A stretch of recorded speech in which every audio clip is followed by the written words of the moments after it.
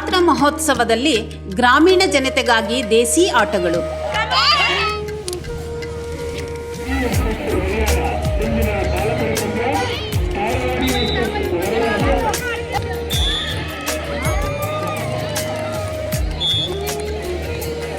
ಕಲ್ಲುಗುಂಡು ಎತ್ತುವ ಸ್ಪರ್ಧೆ, 50 ಕೆಜಿ ತುಂಬಿದ ಚೀಲ ಹೊತ್ತು ಓಡುವ ಸ್ಪರ್ಧೆ, ಬುಗುರಿ ಆಟ, ಹಗ್ಗ ಜಗ್ಗಾಟ, ಗೋಲಿ ಆಟ.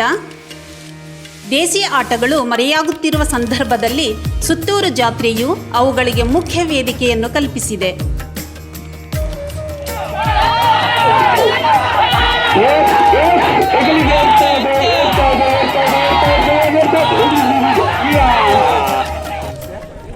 ನಮಸ್ತೆ ಅಣ್ಣ, ತಮ್ಮ ಹೆಸರು? ನಮ್ಮ ಹೆಸರು ಅಣ್ಣ?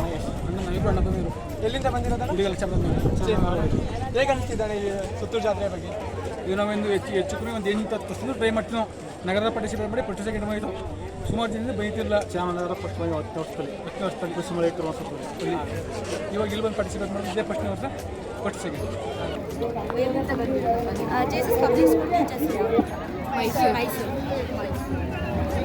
ಎಷ್ಟು ವರ್ಷದಿಂದ 3-4 ಇಯರ್ಸಿಂದ ಆಡ್ತಾ